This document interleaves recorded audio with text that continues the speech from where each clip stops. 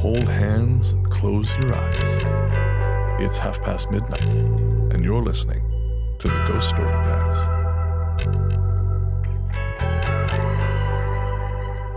Welcome to the Ghost Story Guys. I'm Brennan Storr. I'm Ian Gibbs. And this is the show where we talk about spooks, specters, and all the other things watching us from the shadows beyond the campfire. Some conversations only make sense after the sun has set, and this is most definitely one. Thanks for tuning in. This is episode number 63, and we're coming to you from that tiny mountain cabin you dream about but can never quite reach.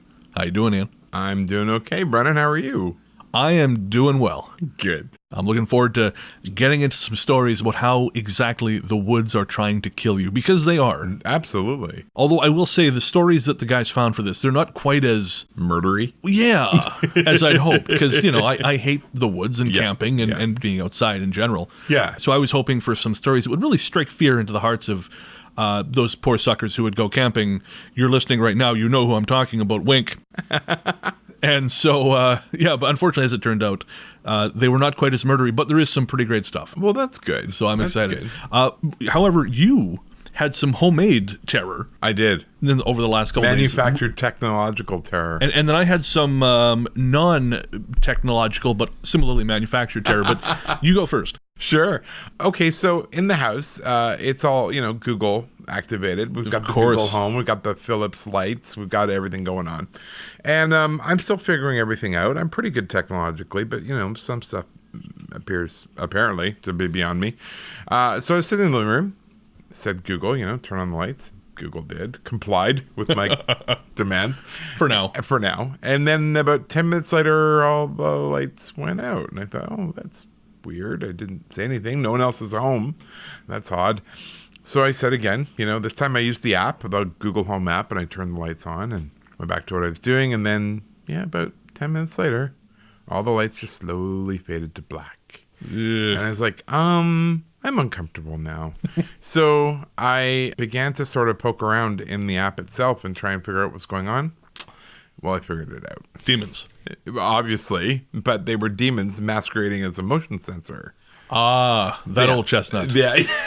There was, it was put in because there's an Airbnb room in the house, and people getting up in the middle of the night could stumble and fall to their deaths down the stairs, which the house doesn't need any more ghosts. So what it does is if you get up after dark, the light at the top of the stairs and at the bottom of the stairs comes on at about 5% power, just enough to, give you light. What I did not realize was that rather than this motion sensor being set to activate, say, after 11 or perhaps midnight. When it would be dark. And 5% would be an improvement. Right. It had just been set to just start working. So what was happening was the motion sensor was doing exactly what it was supposed to do. After 10 minutes, the lights turn off. So that's what it was. So once I figured that out, readjusted the app, all was well. Nice. Yeah, no more ghosts trying to kill me in the dark. For now. You're just back in the place, so I'm sure there's plenty of time. Yeah, it's the year is young, but we got through the full moon last night, so I'm happy about that. Sweet. How about you? So now in my place, as you know, I bought these LED strip lights. Yes. That go over my balcony door. Yes. Because, I like colored lights. Right. Because I'm weird. And what I do at night now is I don't turn on the bulb light. I just use the LED lights. Right. So my end of night routine, usually I come back from a drive, then I load up the dishwasher and just kind of do a last minute, straighten everything up, put the remotes away. So I was doing that in the glow of these red LEDs that I had on. Right. Well, I turned and for a second thought I saw someone standing in the corner of the living room, and I nearly crapped. That's not good. I whip out my phone flashlight, shine it in the corner. Pretty sure it was just a cat tree. Oh, okay. Yeah. And I thought, okay, that's fair. Fine. Yeah. Sure. Yeah. And then I was walking to the bedroom, which you have to go past the spare room. Right. And the same thing happened. Right. Jumped again, shine the light. This time, nothing in the corner that could possibly have caused the shadow. Oh. But I thought, well, I'm not going to think about that too much. No. And best not to. Best not to. Yeah, it was more or less the end of it. But I just somehow managed to scare the ever-loving shit out of myself with phone flashlight and some strategically placed LED lights. And I tell you, the one in the spare bedroom, I'm just not going to dwell on. Because I'm sure it was the same thing. But don't you find once for lack of a better term, when the pump has been primed? Oh, yeah. It's a lot. Because I was reading, I've been rereading Stephen King books. Right. And I just finished Jerusalem's Lot. Oh, yeah. Yeah, it scared me more than I remembered. Really? Yeah, and I realized that I was soon going to be alone in the house for a couple of weeks, so I decided to stop reading it. I actually this is flipped wise. to another one because I could feel myself getting a little bit worked up, primed the pump, so to speak, and I thought, this is not a good idea. That happened to me last night because that bastard Luke sent over the new episode of Luke Lore. Right, and, for our patrons. For our patrons, yeah. And of course, patrons who are at the $5 level and above know that every month you get an episode of Luke Lore, which is anywhere from 5 to 15 minutes now. Right. In which Luke breaks down a different aspect of folklore. Right. And if you want to know more about that, head on over to patreon.com/ghoststoryguys. But this one is about the good folk, the Fae, which, as you know, is a subject that one of the only subjects we do that puts me on edge. Yes. So I'm editing this episode, and there is a point where he's talking about a particular fairy phenomenon where we're not 100% sure what it is. We think it may have been a car outside, but this hum starts and increases in intensity and then sort of fades out. Again, it's about midnight when I heard this. Sitting in the red LED glow of my lights. Not good. And jumped a mile, and I clipped it and I sent it to him. I said, "What the hell is this?" And he said, "Oh, I don't remember hearing that at the time." Great, thanks. Yeah, Cool. no, not good. I don't need to sleep tonight. No. So You've Luke, got your red LEDs to keep you safe. yeah, they're going to be blue now. Yeah, you could cycle them. Be like a unicorn dancing in the window. Moving on. Luke, you can go to hell. And just go to bed while it's still light out, and avoid these things, and you should be fine. Oh, is that your That's way my new of dealing plan. with this? Yeah. So 9 o'clock you'll be in bed. Like I do with all my problems, just avoid them. Just go to sleep. Yep. Oh, great. All right. Well, we have a musical guest on this episode. It's our buddies at Hexxagram. Yay. Are back. The song is The Rise. It's from their 2018 album Crystal Lake. And of course, I have a deep affection for that album because I'm on it. Yes. And actually, if you listen carefully to The Rise, I am also in there. Oh. They recorded a Burping or? Yeah, well, that is my skill. That's my your signature move. thing. Yeah, yeah. My ASMR channel is hugely popular. But no, there is a chant in the song, and my voice is mixed in there doing the chant. Yeah, it's pretty cool. So if you want to hear more from Hexxagram, head on over to their Bandcamp at hexxagram.bandcamp.com. That's Hexxagram with 2 X's, not 3. And of course, They're not that kind of band. No. And if they are, I hope I never know. You can also find them on all the major streaming platforms. Coming up next, The Woods Are Trying to Kill You.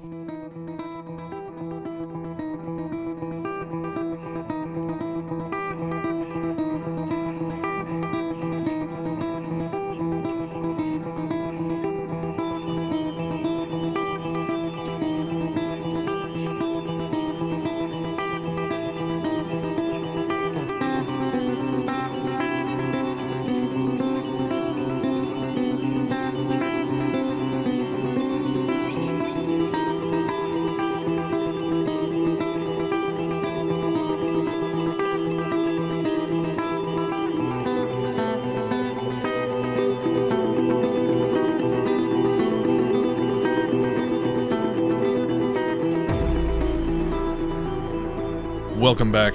As we said before the break, on this episode, we're going to be talking about creepy stories from the woods. And there is no shortage of this stuff out there, thankfully.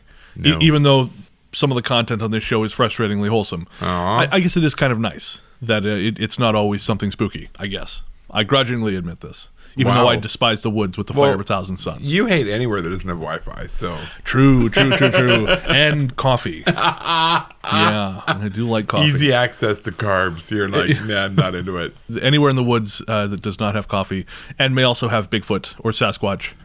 Yeah. And you recently have come back from sort of Sasquatch land. Yes, I was quite surprised with all the Sasquatch signs and cutouts on people's homes. And we cut through from Osoyoos down through to Spokane, so it was through a mountain pass. Right, yeah. And yeah, Bigfoot and Sasquatch, big deal down there. Really big deal down there. I've been down to Spokane. I quite like Spokane, actually. Yeah, it's lovely, really cute. We just went for dinner. Of course. But I got to go to Red Lobster. Yes, I was wondering if you were going to say that. I've been doing keto, like to lose weight. Right. I broke the keto diet that night. Oh, you did, eh? Well, you can't go to Red Lobster and not have the cheesy biscuits. Come on. Well, I could, because I can't eat them, but... Yeah, but you're broken. Ah, yes, there is that. So I broke it. I broke the diet. I took myself out of ketosis. I regret it now, but I'm back on it now. It was good at the time, though? It was worth it. I'd do it again. In fact, I followed it up. We went to Walmart to pick something up, and I bought a chocolate bar. I'm like, fuck it. If I'm off it, I'm off it. Let's go full on. Hang for a sheep as well as a lamb. Exactly. Right? Fair enough. So I regret nothing. Coincidentally, that is the Red Lobster that Nikki and I once drove an hour out of our way to go to. See? Because she has your craven lust for Red Lobster. Nikki and I are so bonded. Oh, I know. It really, really disturbs me. I know. Puppies and little teacup pigs. We're just all over it. Nope. I'm not impressed. We're going to have a club. We're going to buy a farm together. We didn't tell you this. We're buying a farm together. You can live there too. Don't worry. No, it's okay. It's in the woods, though. Exactly. I know what's going on here. Which is weird. But anyways, moving on. So what's our first story? Our first story is called Brothers. To understand my story, you first need to know that when my father Paul was young, he had an older brother named Ronald. Ronald had bright blonde hair, and I'm told he and my father looked almost exactly alike when they were little. When Ronald was 14, he went on a fishing trip to the Mississippi River with his father, my grandfather, leaving my dad alone with his mother. My dad was broken-hearted that he couldn't go, but my grandmother believed he was too young to be fishing on the river and couldn't be swayed.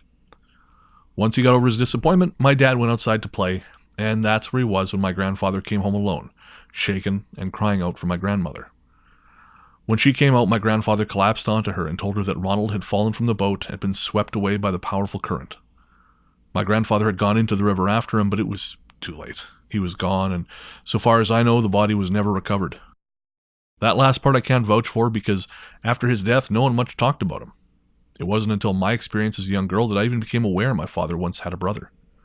I grew up in the same house as my father, a big old farmhouse in the middle of nowhere, surrounded by a big grassy yard with a wood or small forest, I guess you'd say, in back. There were also acres and acres of fields, which we didn't farm, so we rented them out to neighbors who did. When I was around 4 or 5, just barely old enough to be left alone outside to play, I spent all my free time in the woods. For hours I'd be out there adventuring, making up games, or just playing, and I would come home when someone called me into dinner. It sounds a little cliche, but as childhoods go, it was pretty good. After one of these adventurous days, I remember my mom asking me exactly what it is I do out there in the forest, and so I told her. "I'm playing with a little blonde-haired boy," I said. Mom didn't think much of it at the time. I think she assumed I was referring to an invisible friend, something that wasn't unreasonable given my age.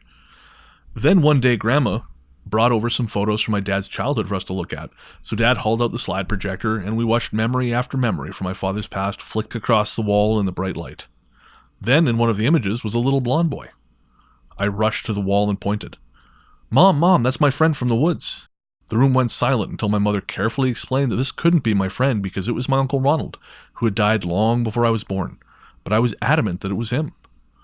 My memory of the woods is faded now, so I don't know if I pointed at Ronald simply because he looked like my imaginary friend, or if it was truly him I was playing with, but I do remember the slideshow, and my total certainty. Wow. Interesting. Haunted woods. Haunted woods, telling you. Yeah. Do not go there. No. 0 stars. When the forest goes silent. This happened when I was 7 or 8, in that great hub of all things weird, Pennsylvania. My family lived in a house that was right next to some deep woods. There were 4 of us, my mom and dad, myself, and my older sister, Jessica. Dad worked nights, so more often than not, it was us 3 ladies home alone after dark, which wasn't really a problem, although sometimes I would spend the night in my mother's room just for the company. That's where I was the summer night this happened, sleeping peacefully in my mother's bed as a light breeze blew in through the open window. Both my mother and I woke to the sound of a piercing scream. It sounded like a bobcat or other similar animal. A moment after the screaming began, my mother and I bolted upright in bed, and a few moments after that, Jessica ran into the room and jumped into bed with us.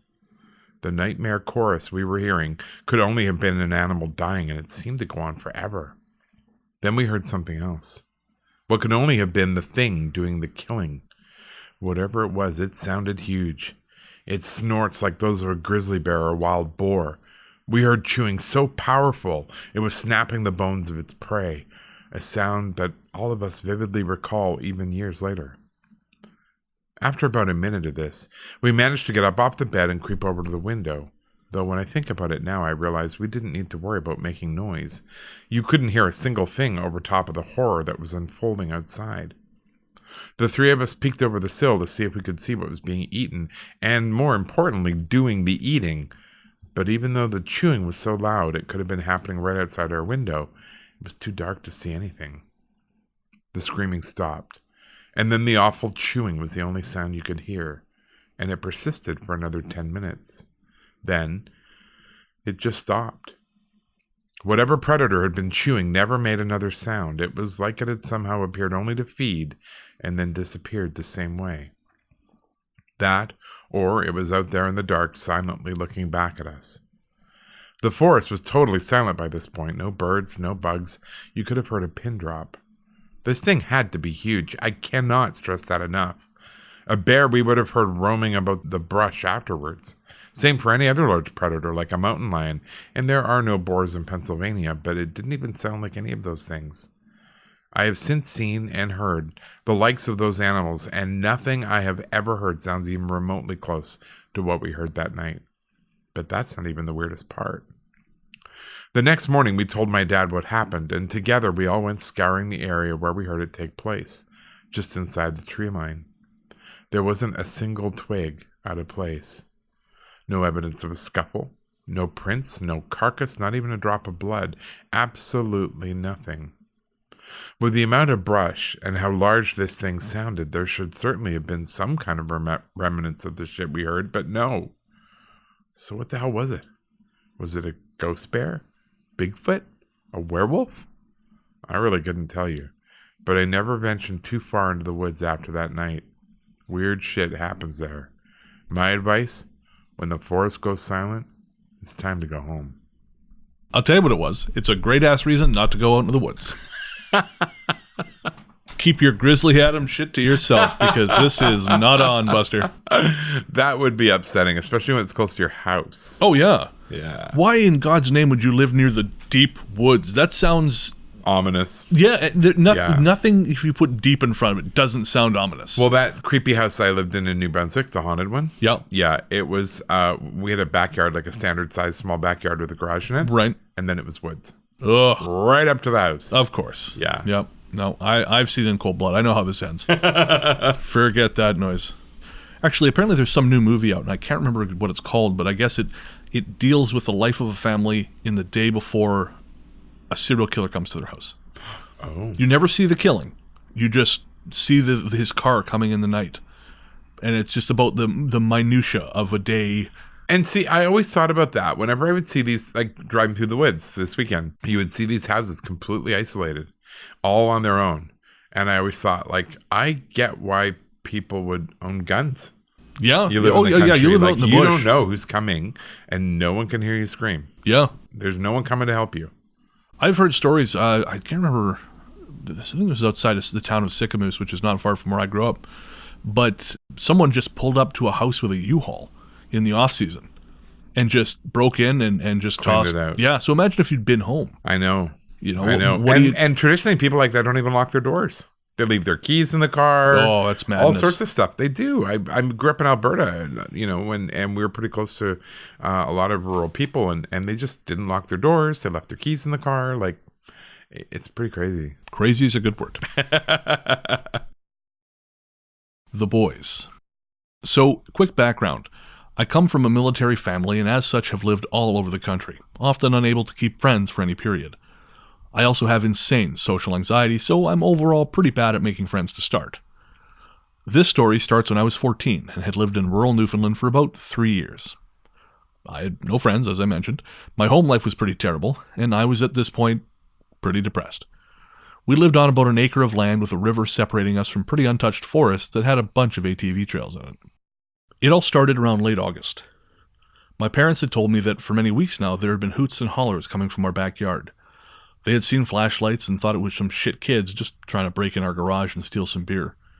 There had been times I heard it too, normally in the evening, just a couple voices periodically hollering, and often I heard several voices speaking from just across the river in the woods.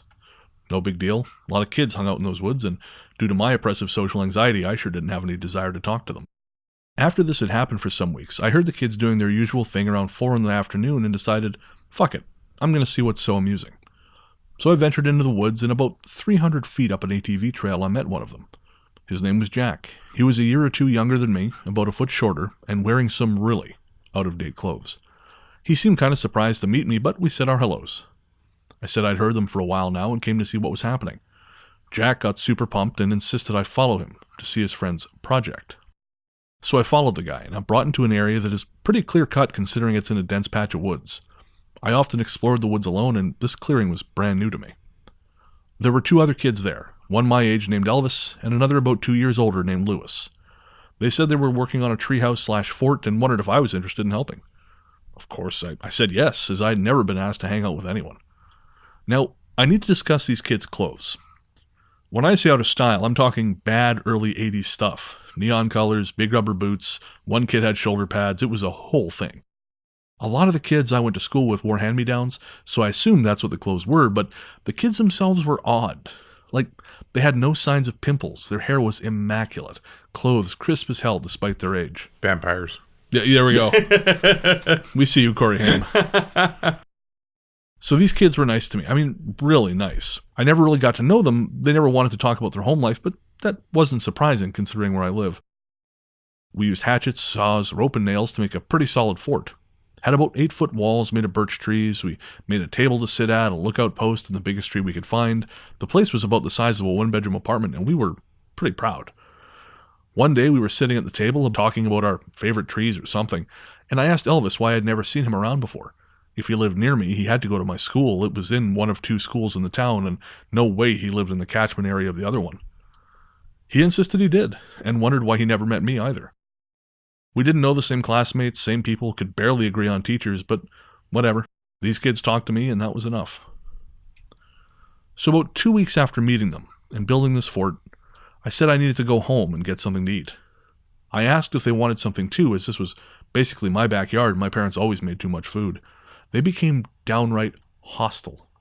Not over the food, they just refused to cross the river.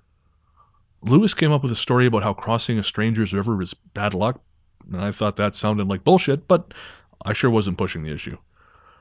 I asked if they wanted something, they said yes, and I brought back a pie we could all eat. They apologized about getting angry, said they were very superstitious, and I just thought nothing else of it. We had a good rest of the day, planning to invade the woods looking for some thick pine trees. I had told my parents about these kids, and they thought they were weird, but when a kid with no friends finds 3, I guess you don't ask too many questions. Cut to about a week later. I'd gone down to the fort, and we'd done our thing, but today the kids looked haggard. Jack was particularly bad. He looked like he'd just gotten the beat down of his life while catching pneumonia. They all also looked wet, or maybe greasy is a better word. They had slick hair, their skin was all shiny and clammy, and their clothes looked like ass. I wasn't shocked. These kids wore the same clothes every day, but so did a lot of the really poor kids in the town. We played around for an hour before they left, coughing like they smoked a pack a day. I've met people who smoke a pack a day. They're actually pretty good. It's the multiple packs a day people you got to worry about. So the next day I went back with a hatchet and bag of nails in hand, as the plan had been to give the lookout a roof. Except when I got to the fort, the place was wrecked. Walls torn down, the table was in half, and the lookout had maybe 1 or 2 little pieces left to it. And most notably, everything was rotting, like it had been sitting for decades, rotting. The table was basically nothing, and I could see growth in what had been our floor. I didn't know what to think and rationalized that someone had decided to trash the place. I never did see those kids again. I was pretty dejected and wanted to look for them, but they never had shown me or told me where they lived other than up the hill.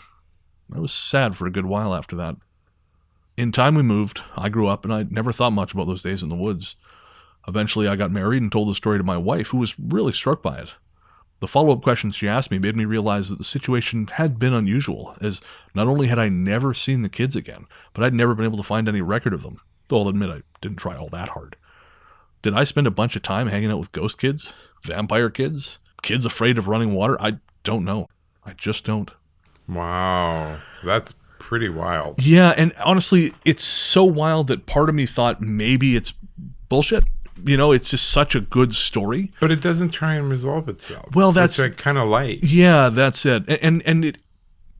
There's something about the clothes that really ping me, and I don't know why, but there's something about that really sticks in my head and that made me include it. It kind of actually reminds me, there's a movie called Nomads, and we talked about it on one of the Cabin Fever episodes for the patrons, but it's this, I think, 1986 film with Pierce Brosnan. Okay. It's about this French professor who comes to Los Angeles and ends up following this group of kind of 80s punks all around the city. And what he realizes is they don't sleep. They're not human. Right. He takes a bunch of pictures of them, but when he develops them, there's nothing in them. And it really plays on that sense of urban panic that was a big issue in the 80s. Yeah. The idea that the cities were turning to jungles and all these things. And this, for some reason, pings a little bit of that for me. Just this idea that there's this element out there that we don't understand, but it exists according to its own rules. Like the idea that they're eating his food had something to do with their dissolution. The fact that he brought something from his house. Right. Obviously we talked about trying not to explain these things away because they're fundamentally unexplainable, but this one really, really got its hooks in me. It's interesting. Yeah. Child of the night. In the early 2000s, I woke up in the middle of the night with an urge to look out the window. Sounds strange to you? It was even stranger to me. I was 10 years old and not given to waking up in the night, but all the same, I woke up in my second floor bedroom, my eyes glued to the window, and my mind filled with a burning desire to get up and look outside. There was no clock within eye view of my bed, so I have no idea what time it was other than late. Our house backed onto a park, which itself bordered some woods. It was a nice view, but even so, I've never been a fan of the woods or the dark. It was wintertime, so when I finally gave in to that odd feeling propelling me out of bed and got to the window, the only light was coming from a lone street lamp down the way, refracted off the snow. I scanned the tree line where the woods bordered my park, my eyes eventually settling on the figure of a small boy, maybe 5 years old, standing at the edge of the park just across the road from my house. Again, it's winter, but this kid is in overalls and sneakers, with no coat whatsoever, and he's just standing there, staring at the ground. Then out of nowhere, his head snaps up, and his eyes lock on mine. Without a twitch of expression, we hold eye contact as he slowly starts to cross the street. A couple of steps in, his gaze shifts towards my front door. That did it. I immediately slammed my curtain against the window, turned on all the lights, closed my door, and intensely stared at it till dawn. The creepiest part of it was finding footprints in the snow the next morning. They lead from where he initially stood to the street. I know how crazy this sounds, almost like a horror movie, but it happened just this way and scares me when I think about it even now. Hey, child of the night, let's never meet again, okay? Deal. No kidding. That's sort of got shades of the whole black-eyed kids thing, which, scares the hell out of me. Oh, yeah. I mean, kids frighten me generally, but when they're paranormal in nature. Well, not your own.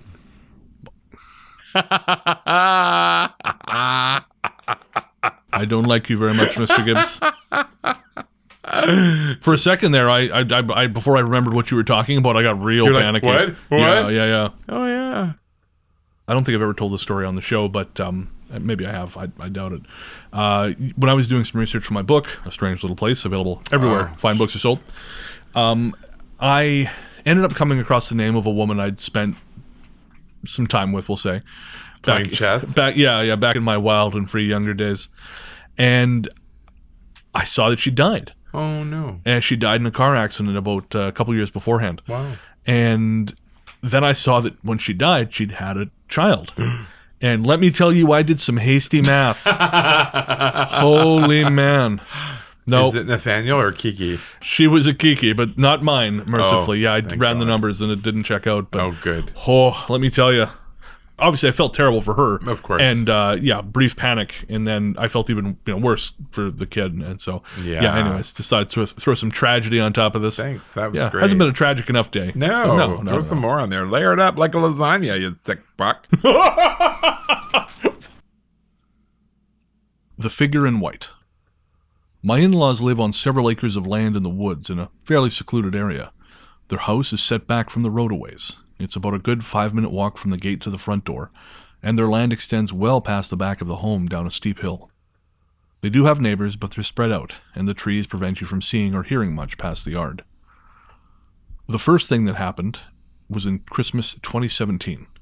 Hubby and I were staying at his parents' place in the guest room, which is on the opposite side of the house from the master bedroom. His parents sleep with their 2 dogs, who are very vocal at the slightest outside noise. My husband always falls asleep right away, and this night was no different. A couple minutes after his head hits the pillow, he was out. Me, I don't sleep so well away from my own bed, so I was left alone staring at the ceiling. The guest room window sits above the headboard of the bed, facing out from the back of the house and looking onto the woods. At nighttime, it's dead silent out there, and as a city girl, that just unnerves me, and the silence makes it even harder to sleep. That night, as I lay there waiting for the dreams to come, I heard a soothing female voice from behind my head say, "It's time for bed." I was definitely awake, and what's weird is that I hardly thought anything of it until the next day. At the time, I just remember feeling soothed and thinking, yeah, I should try to go to sleep. I don't know how to explain it, but I just knew it was meant to help me fall asleep in a loving, caring kind of way. The next day, I told my husband about it, and he asked whether it could have been the sound of his mom's voice carrying through the house. I told him that it couldn't have been because, 1, his mom has a very distinct, brash voice, and 2, his parents had gone to bed at least an hour prior to that. I also would have heard the dog scrambling around the hardwood floors in the house if his mom had gotten up. That morning, he mentioned to his mom that I'd heard the voice, and she didn't say anything, but I saw her smile to herself. My second experience came during another stay in their house the following year, so summer 2018. My husband had been snoring a lot lately, so he decided to sleep on the couch and let me have the bed. The couch sits against a big window in the living room, and the window looks out towards the woods the same way the window in the guest bed does. In the middle of the night, I woke up to use the bathroom, and the glow of the full moon coming in through the window was so bright that, even without my contact lenses and glasses, I didn't need to turn on any lights to find my way to the toilet. After I'd done my business, I left the bathroom and was facing the large living room window directly above where my husband was sleeping on the couch. Just as I was about to turn away, I saw a gleaming white human-shaped figure outside the window. Because I'm nearsighted, I generally don't bother trying to distinguish weird shapes in the dark, as your mind tends to make you believe there are shadows or other creepy things that might not be there. Even when I think I see something like a dark shadow in a corner, which could possibly be a person, I turn quickly away and tell myself it's nothing. After seeing this figure in white, I stopped dead in my tracks and wondered if I was seeing a burglar, but then thought, who breaks into a house at night during a full moon wearing white? The figure slowly and gracefully moved towards the house and seemed to have a shape of a woman, vaguely pear-shaped with billowing clothing. For some reason, I was afraid of being noticed by it, so I started to turn back to the room. And I can't explain the movement, but it was like in that split second, the figure turned around and started heading back to the woods. I didn't actually see it turn. It was like 1 second it's moving towards me, the next it's turned around, going in the opposite direction. What really stood out to me was that the figure almost looked like it was gliding. There was a lot of long grass and bushes out there among the trees, and you'd expect to see a person's legs moving as they stepped over and around vegetation, but they weren't. Now remember, I wasn't wearing corrective eyewear, so I couldn't make out any specifics, but I could make out color, overall shape, and movement. I got back into bed, wrapped myself in the covers, and didn't dare move, not even to check the time on my phone. As I was laying there, I noticed the shears on the bedroom window were drawn a couple inches, and as I stared at the small opening for a few minutes, I saw a faint, glowing white light pass slowly from one side of the window to the next. I nearly stopped breathing. The next morning, I walked into the living room and looked out the window where, the night before, I had seen the figure, and my jaw dropped. The land beneath the window sloped away from the house, which meant the figure, which had roughly been at eye level for me, had either been 8 feet tall or floating. I can't think of another explanation. My husband noticed me staring at the window, and I told him what happened. He brushed the whole thing off as a drunk person wandering up to the house, but an 8-foot-tall drunken giant in white who didn't create a single sound makes even less sense than what I saw. What is it with people and these stupid explanations for things? Well, it was just a drunk guy. 8 feet tall? Wearing, did Andre the Giant resurrect and get hammered in our driveway? I think people just want to be able to put things in a box. And from what I've learned reading all these stories, mostly the husbands. Yeah, that's it. That's exactly it. They're the ones who have a much harder time dealing with this and sort of accepting it. I know we've said this before, but I just can't imagine dismissing my partner when they come to me with something like this. Well, because the alternative's too scary. I guess. I couldn't either. Yeah. I mean, I get what you're saying. Is it that scary, though? It's just, okay. I mean, I think if I had a really hard time believing it, I would say, well, okay, that's what you experienced. Right. I would never be like, oh, you're an idiot. You know, it was the wind. It was swamp gas. You didn't see what you just told me you saw. Okay, well, Huh. What do you think it was? That's probably my take on it. Yeah, fair enough. I don't know. You're married to this person. You're going to spend your life with them. But they come to you with something. You go, that sounds like... Yeah, I think you're nuts. Yeah, you're nuts, honey. Yeah. The Fishman and the Pike. These stories were told to me by friends who served in our military. I'd like to stay as anonymous as possible, so let's just say I live in Southeast Asia and these stories take place in the jungles of that same region. My friend, who we'll call Mike, was training with his unit deep in the jungle, about a kilometer apart from each other. The idea was that they had to make it back to base camp, which was some distance away, using only their knives and a box of matches. Over the 2 or 3 days, Mike started making his way upriver, but had very little success in trapping or catching any food besides the occasional grub, and his spirits were dwindling. Ugh, mine would be too if I was eating grubs. No kidding. Finally, after yet another failed attempt at trapping a fish, he broke down and collapsed next to the stream weeping. The tears continued to come until Mike heard a voice asking him what was wrong. He turned to see what appeared to be a green-colored humanoid figure, maybe as tall as his waist, and almost amphibian-like, looking at him. To say Mike was freaked out would be an understatement, but he tried to keep a lid on it, and when the creature asked again, he told it he was hungry. The little man said that he needn't worry and that he would find food today, and then it waded into the river and disappeared. Sure enough, by that afternoon, he'd managed to trap some decent-sized fish, and finally enjoyed the first meal he'd had in many days. He managed to get back to base in time with no other incident, but didn't tell the story to anyone for fear of being mocked or for crying, or for seeing fairy tale creatures. Sometimes even he doubts what he saw.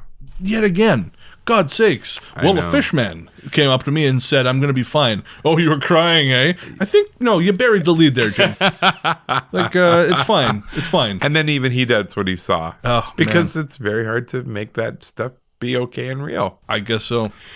The other story involves my friend Lee. He and his unit were made to do something similar, except they were to camp alone overnight in the jungle, several kilometers apart from each other. One of the soldiers was quite religious, and it said that this test can severely strain the faith of such people. Sometime in the middle of the night, Lee and several of his comrades could hear someone reciting, or more like shouting, holy verses through the jungle.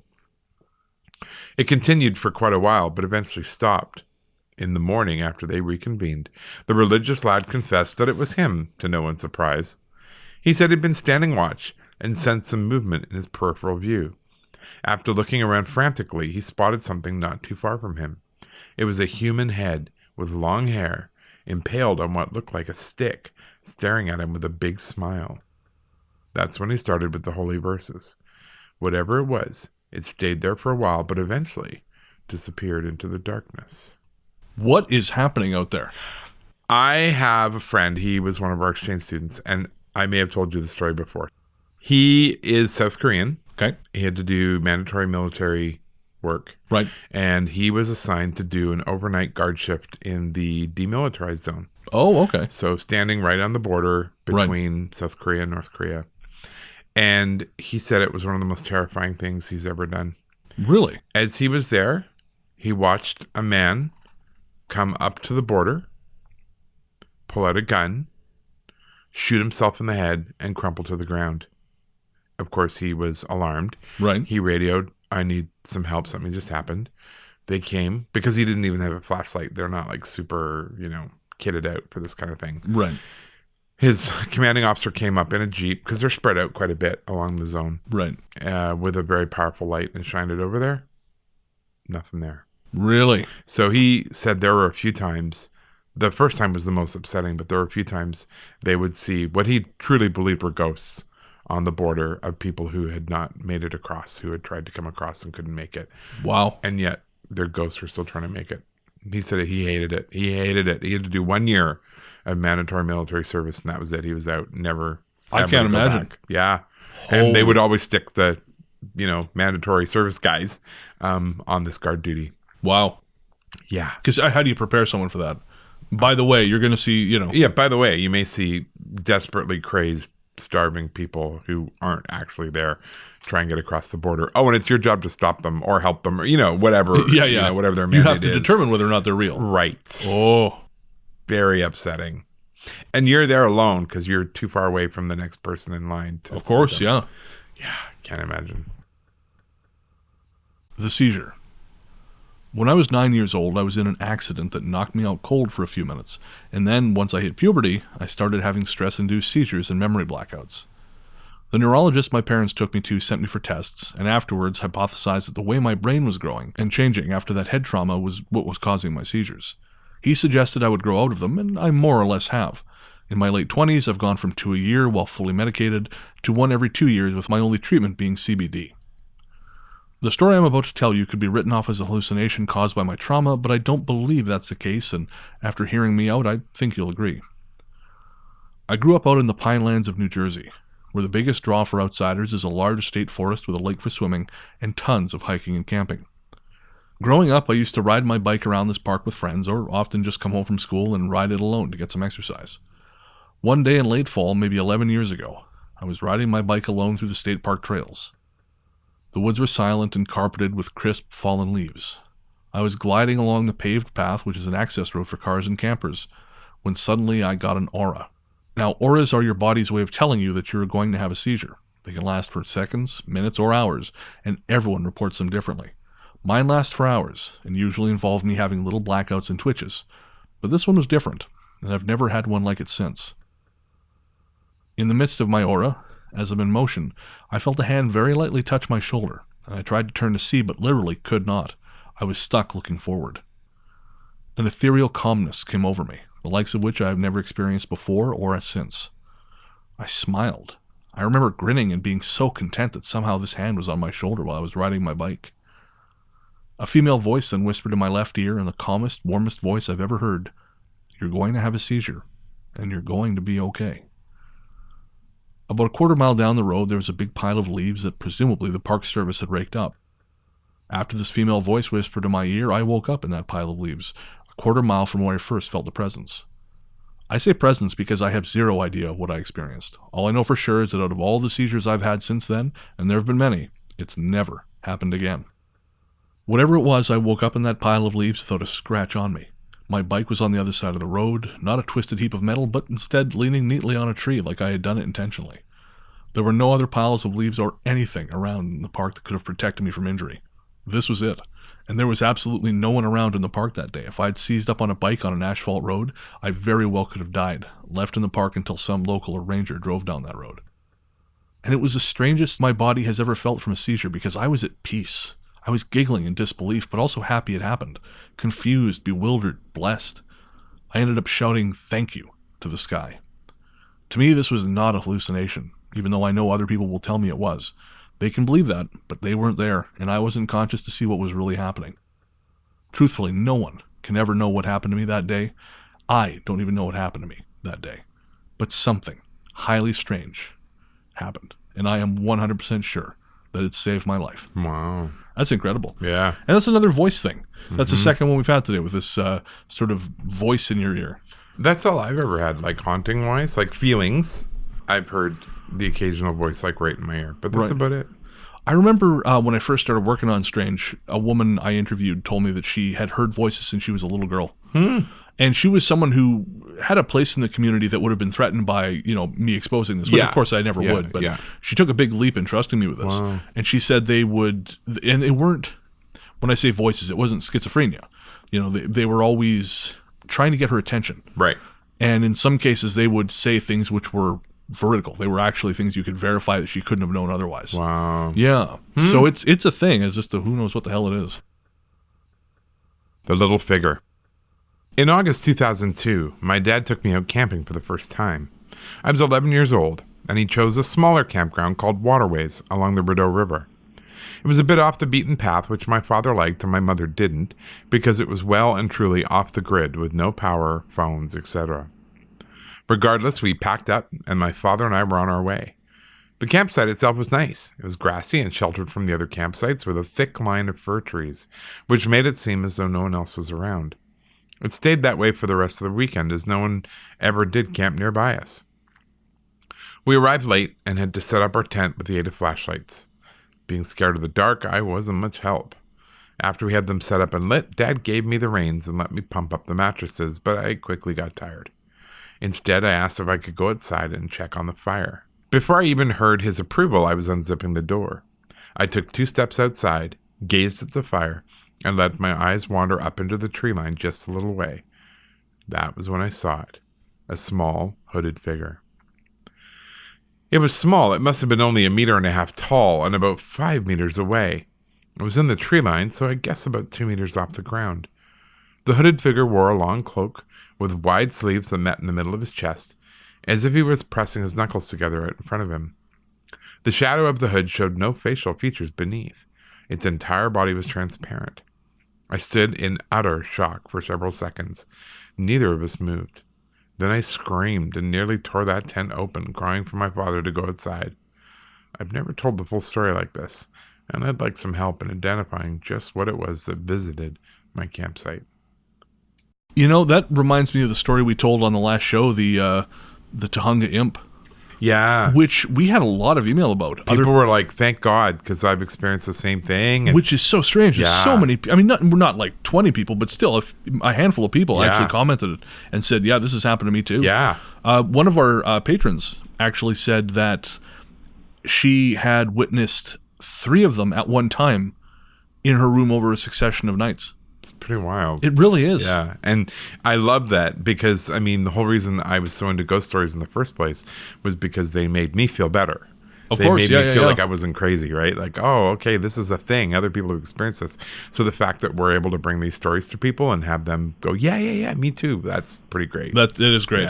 Yeah, the stories are crazy. You're not. Exactly. The Covered Bridge. My friends and I back in college would not necessarily call ourselves ghost hunters, but we like to go out into the woods at night and find old abandoned houses, graveyards, and the like, which are plentiful when you live in the middle of nowhere. This is just a bad idea. A common place for us to go was a park which is very far into the woods and had an old covered bridge that was supposedly haunted. An explanation as to why this bridge seems so scary: there's a light at the end of the bridge, and the shadows of the trees form what looks like a figure. When you sit in the middle of the bridge, the wind makes the figure look like it's moving towards you. To the unsuspecting visitor, this can be frightening as hell, so we like to take our friends out there to scare them. To set the scene, it was late summer on a Wednesday night, probably around 2 a.m. We were all on summer break and had nothing going on, so we decided to take a couple people down to the bridge to give them a good scare. The area is not easy to get to as there are lots of steep hills and rocky roads, so as expected there were no other cars on the road. We got down to the bridge as we had so many other times before. It was tough to see the light at the end, but there were definitely plenty of shadows around, so the scare factor was pretty high. As you're supposed to, we parked our car in the middle of the covered bridge and turned our lights off as well as our engine. Immediately the people we brought with us saw the shadow figure approaching our car. Obviously we tried to play it up and act like we saw it coming towards us as well, but this time something was wrong. The figure seemed a lot more lifelike, not at all like a tree swaying in the wind. I looked over at my friends and could tell they noticed something was different this time too. It was at this point that I noticed we were no longer looking at the same shadow figure at the end of the bridge. This one had moved directly in front of our car. In a panic, I turned on the headlights because it was becoming all a bit too real. Once the lights came on, the figure did not disappear, and it did not stop inching towards our car. Oh no. There in front of our car was a person in an all-black hoodie and all-black pants. His hood was over his head and he was looking down at the ground so we couldn't see his face. After the lights came on, he kept inching towards the car at a snail's pace. This has got to be a prank, I thought. Someone saw us come down, was familiar with the story, and wanted to screw with us. So we opened our windows and yelled, "Hey, you got us, that's pretty great." But he didn't respond. So we thought he was just trying to stay in character, so we laughed it off and got the hell out of there fast. At the top of the hill nearby, there's a parking lot, which is still pretty deep into the woods, maybe a minute or two drive from the bridge. We decided to head up that way to gather our thoughts and sort of process everything that had just happened since adrenaline was still running pretty high. We got to the parking lot, which is normally about a quarter full on a busy weekend during midday with hikers, as it is a pretty popular hiking spot in the area. But 2 a.m. on a Wednesday, this lot should have been totally empty. But we pulled in and almost every spot was taken. Considering the park closed at dusk, this was disturbing. We parked in the middle of the lot trying to figure out what was going on. I grew up just minutes from this area, and the amount of cars in the lot was probably the equivalent of the nearest town's entire population. We sat in the lot for about 5-10 minutes, just talking to each other, trying to figure out what was going on, when 2 German shepherds came running out down the hill. They stopped at our car briefly and then continued running off into the woods. The girl that we had brought with us had a look of horror on her face and told us that we needed to leave. Confused and still a bit concerned, I agreed and left the area quickly. She put everything together. She said that cult activity in that area around us was very high. German shepherds are commonly an animal used for sacrifices. I don't know where she got this information, but I do know it's been about 5 years. I never saw her again, and I never went back to that bridge at night. Now, that's scary as hell. Mm-hmm. Because that's real people getting up to shit in the woods at night, and that's actually worse than ghosts. Yeah. I've never heard the German Shepherd thing. Whenever I hear cult stuff, I'm wary to take it at face value. Right. Because I know, especially in America, they are so hysterical about cults. Well, and look what happened here with that whole Michelle Remembers thing that turned out to be complete bollocks. Well, that's it. And that's one of the things that caused the satanic panic. I know. And I yet remember that. It was all bullshit. Well, and Victoria got known as the satanic capital of North America. I know. And the witchy capital and all this horseshit. So when I hear cult, I kind of roll my eyes. Yeah. But that said, I found out that was a cult not far from my apartment. Oh. Yeah, there's a guy, I won't say his name, but there's a guy, homeless guy. He's not homeless anymore, but he used to be homeless. And he would be panhandling for change on my walk to work. So sometimes if it was a slow day, I would sit next to him and just hang out with him while he was panhandling. Right. And he was seeing a gal who he was really in love with, but she was troubled. And they had been living in this house, which is not far from my place. And it's a cult. They take acid, they perform rituals in the garage.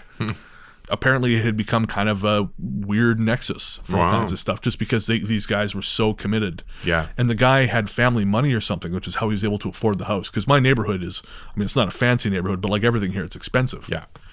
And then, of course, there's my, sort of continuing interest in this whole smiley face thing. Yeah. Which I described to someone recently. And I can't, the story. I can't tell it on the air, but this guy has some experience with which I like to call it the engine room of the world. Yes. So, things that people don't necessarily know about, but they're part of what keep the world running. Mm-hmm. And this is not necessarily spooky stuff. This is just social stuff. I mean, you know a little bit of it because you work for the police. Yeah. It's that kind of thing. Yeah. And I described that to him, and he said, nothing surprises me. Wow. And he described some situations that the public never became aware of. No. But they happened. Oh, yeah. And they are genuinely frightening. There's a lot more, I think, that the public has no clue about. Yeah. And there's no reason for people to know about it. No, that's it. Why dwell on that kind of thing? There's no point. No one's in danger, per se. So why bring it up? That's it. Yeah. So anyways, that's it. That story creeped me out a little bit. Yeah, that's a good one. This is our last story. And I have a personal connection to it, which we'll talk about afterwards. All right. It's called The Medicine Man. Throughout my life, I've had many paranormal experiences, most of them centered around my hometown of Sacramento, California. This story, however, takes place further north during a family camping trip to Omak, Washington, when I was 17. While I was excited to be on vacation, I was concerned for my mother, who'd felt sick the entire drive.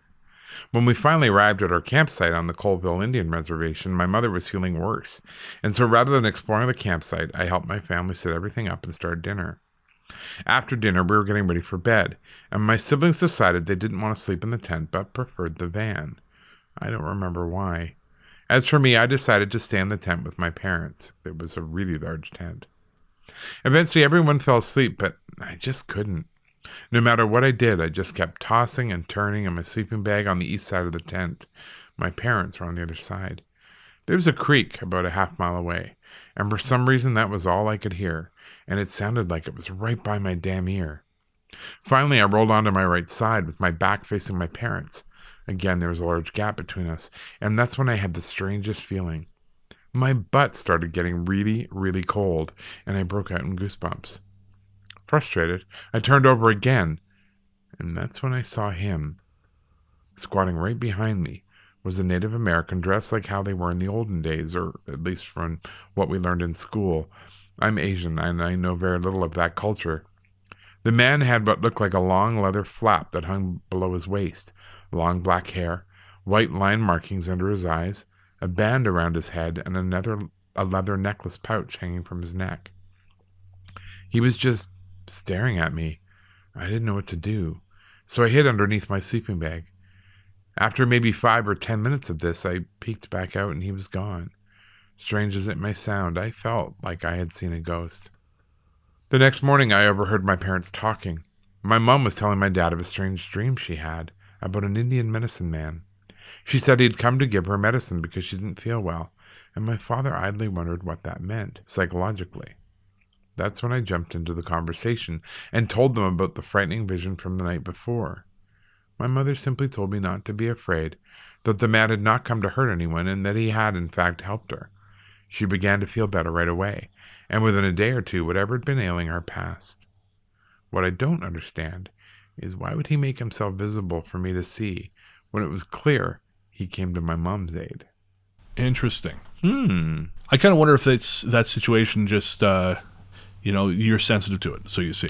Yeah, probably. And there must have been some sort of energy thing going on because the person couldn't go to sleep. Yeah. Right? And you feel restless, and I've definitely had that. Yeah. Oh, God, yeah. Yeah. So my personal connection to this actually dates back to my very first, my first research trip when I started writing Strange. Right.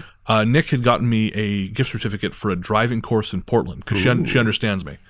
So I drove down to Portland, did this driving course, and then I took the long way back through the Okanagan to Revelstoke. And I decided to overnight in Omak because it was about half an hour, about halfway. Yeah. After I decided to go there, I looked up paranormal things around Omak. And funny enough, I found out that the campground on the Colville Indian Reservation is known for haunting. Wow. So I thought I was going to check it out, but by the time I got to Omak, it was too late. Like I had to do laundry, and it was pitch black. And the woods at night, no, it's not happening. And I ran into someone in the laundromat who I had a chat with, and I mentioned that I was thinking about checking out this campground. And they said to me, "Oh, you can't camp there at night anymore. That's been the band has cut that off. You can't camp overnight." Oh. So that night, about 2 a.m, I was startled out of bed by what sounded like an air raid siren. It legitimately, I thought something was happening. Yeah. And I tried to get the front desk. I thought legitimately, something terrible was happening because it just wouldn't stop. It went on for minutes, 10 minutes, this air raid siren sounding thing. It would just seem to be all blanketing the whole town. I finally got a hold of the front desk, and they said, "That's the fire hall. We don't know why it's going off, but everything's fine." So I went back to bed, and the next morning, I thought, well, that's not a good enough answer. So I actually went down to the police station, and it's a small enough town that when a stranger asks a question like that, they'll tell you.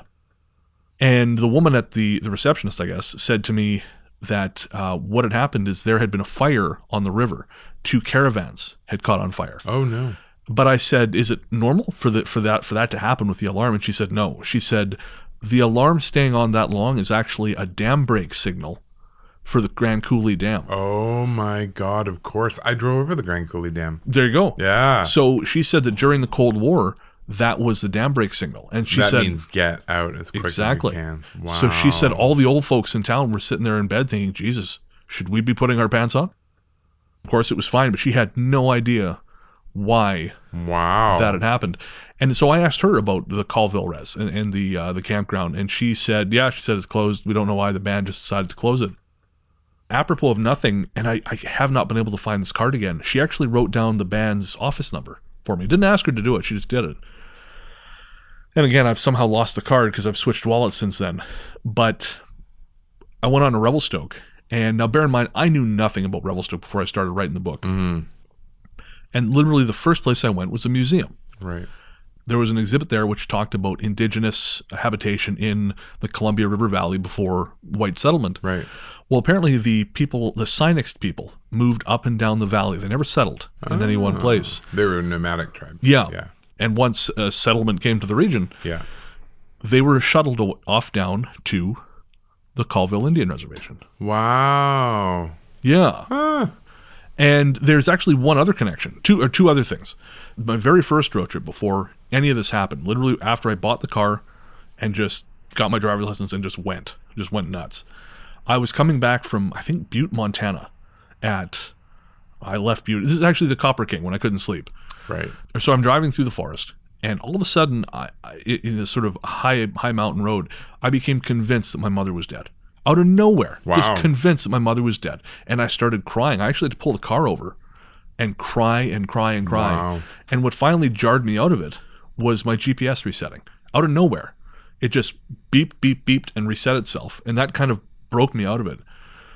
I got down out of the mountains, found a phone. I don't think I had a cell phone at the time. Called my mother. She's fine. Yeah. And I didn't think too much about it until after that happened. And then I started looking at some maps, and I realized that road also smack in the middle of the Colville Res. Wow. Yeah. And the third thing was I was interviewing someone else for the book, and he described a road in Washington State that he said he never feels alone. It makes him uncomfortable because he feels like someone else is always behind him outside of Omak on the Colville Res. Wow. So there's something there. Something going on. Yeah. Big pot of energy there. No kidding. Interesting. Cool. So yeah, that's my personal connection. Nice. Moral of the story? Stay out of the woods. Stay out of the woods. All right. That's going to do it for The Woods Are Trying to Kill You. We're going to take a quick break and come back with our patron shoutouts and listener mail.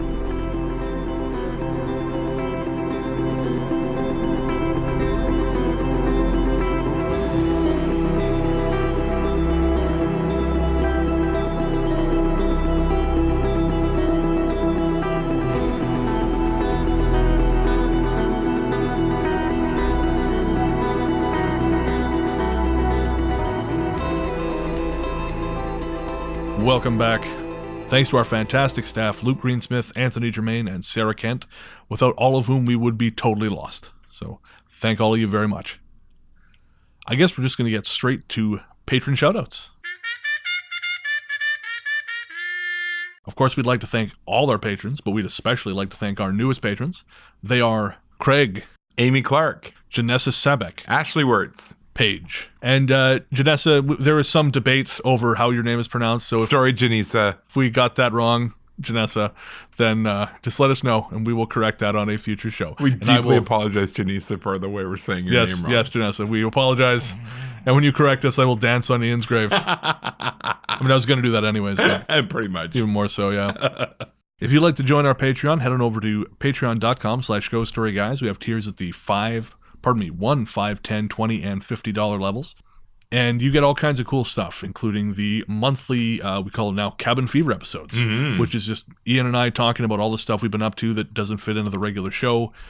There's the monthly Luke Lore episodes that you guys get 30 days ahead of the public, and that's each month Luke talking about a different folklore subject.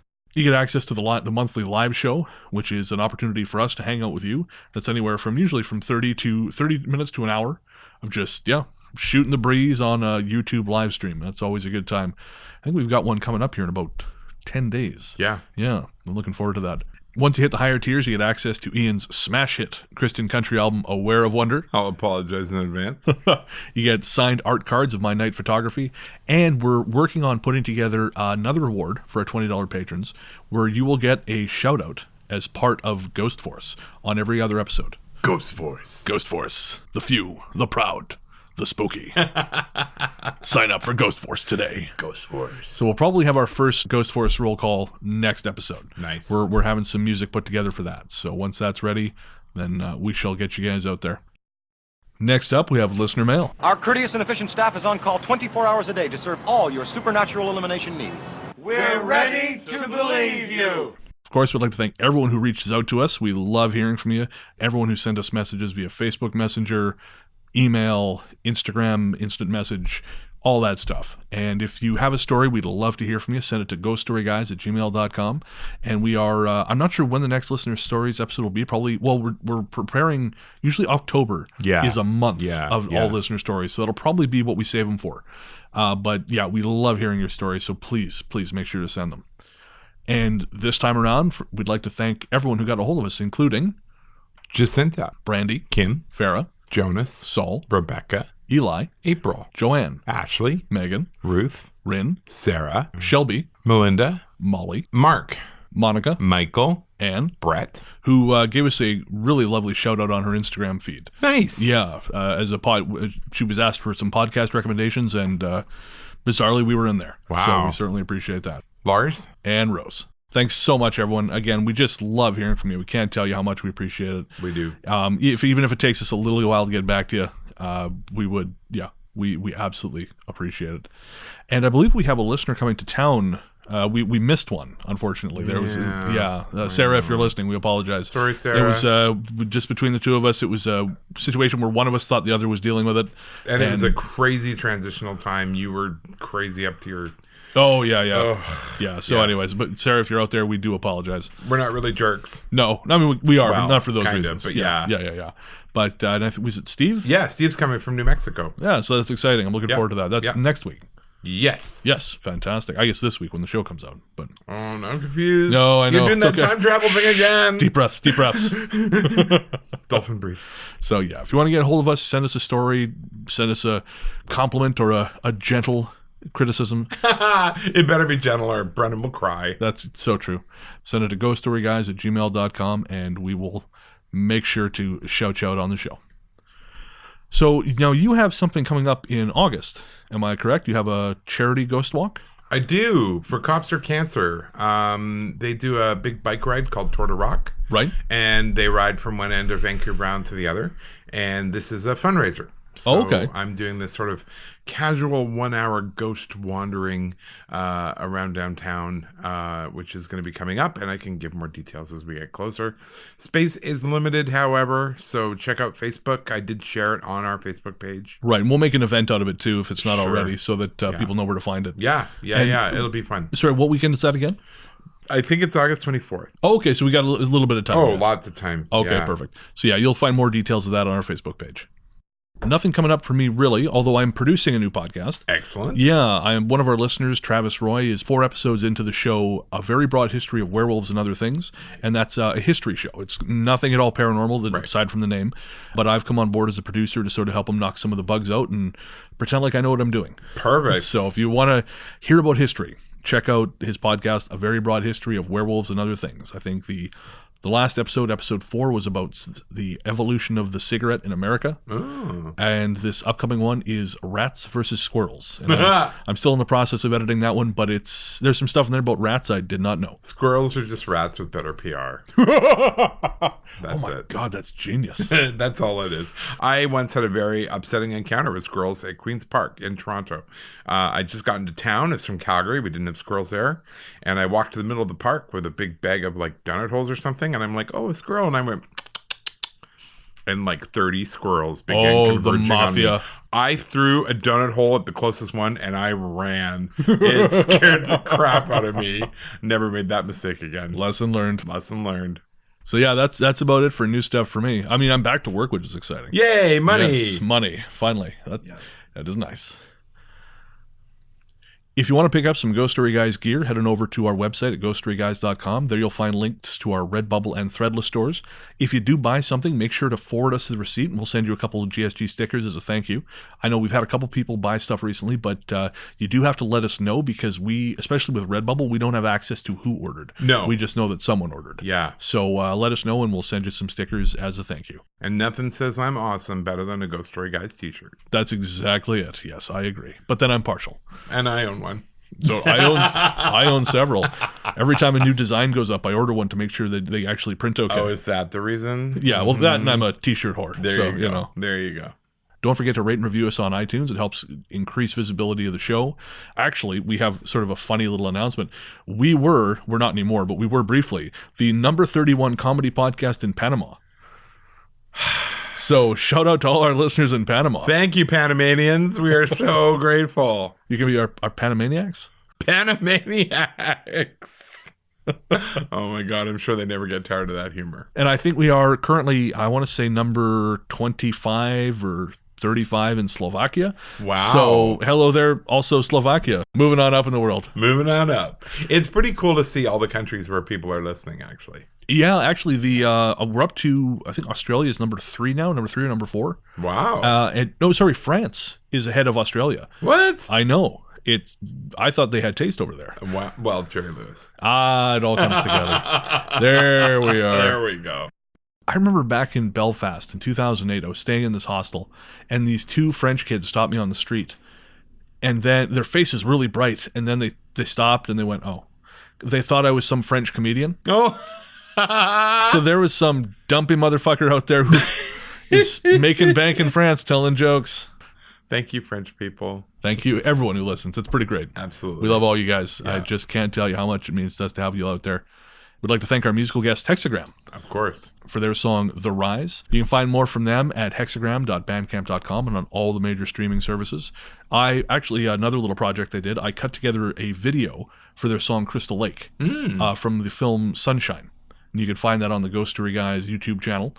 And just a fun little thing I did because I really love that song. It's got some great guitar work happening, and you know me and guitars. I do. Yeah. So thanks again to Hexxagram. Thanks to Peter of Podzontommusic for our theme song. Yeah. You can find him online at soundcloud.com/therealpodzontommusic. And his newest album will be uploaded soon. He's doing another lo-fi album. Oh, cool. Yeah, he's last year he released, I think it was last year or the year before, he released Lo-Fi Afternoon 1 and 2. And this year he will be releasing Lo-Fi 3, I think pretty soon. Nice. And those are really, really great records. Make sure to keep an eye out. Oh, and if for some reason you want to hear more of my voice, you can find me over at Largely the Truth. That's my weekly music show on 92.5 Stoke FM. If you're not in the local broadcast area, and you won't be because it's smaller than this table, you can also listen on the web at stokefm.com or via the TuneIn app. That's going to do it. We'll be back in 2 weeks with another show, and until then, Into the darkness we go.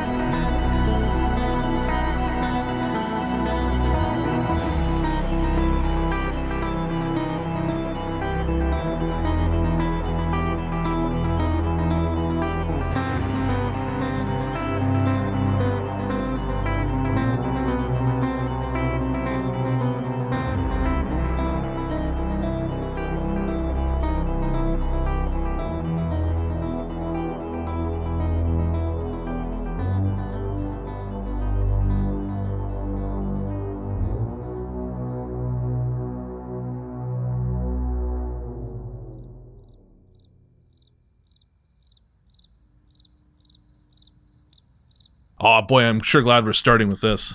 I'm hard already. Oh, God. Gross. Janessa. Wait, It's Janessa. it's Janissa. It's Janessa. Janissa. Janissa? I would say Janissa. Damn it. Such a good rhythm going. It's called and they post a new one every, I don't know. There's a couple every day. Jesus, look at the size. I know. It's ridiculous. We had someone offer us to be a brand ambassador for some shady company. Oh, Jesus. Yeah, I declined. So the next day I went back with a hatchet and bag of nails in hand, ready to crucify Jesus, our Lord and Savior. God. I was a very weird 19-year-old. I had a hamster at about 1920. Did you? Yeah. Aw, you're a weirdo too. Oh, well, that's a given. Nope, that is cut. Ian, hate crime Gibbs. What, because she's from New York? Seems That's what that sounded like. racist. I'm trying to do a Bronx thing. Was that what that was? Oh, I didn't come across. You got... No, really. Oh, yeah, I hear it now. Well, Dr. Hate Crime, still. It comes through. It's not a hate crime if it's a character voice. I think it Then is. it's okay. I think it is. Yeah, I can say. No, don't say it. We don't want any of this recorded any more than we need. No, we've already got a stockpile of shit. Yeah, I'm actually going back and deleting a lot of the old recording files. Yeah. Then they're going to make an angry Tinder profile. They talk about how they want no drama. If you're this, or this, or this, or this, or this, or you do this, or you do this, or you do this, don't bother messaging me. I am I'm only good. capable of defining myself in opposition to things, and I'm a scream. Can I keep that in the show? No. Damn it.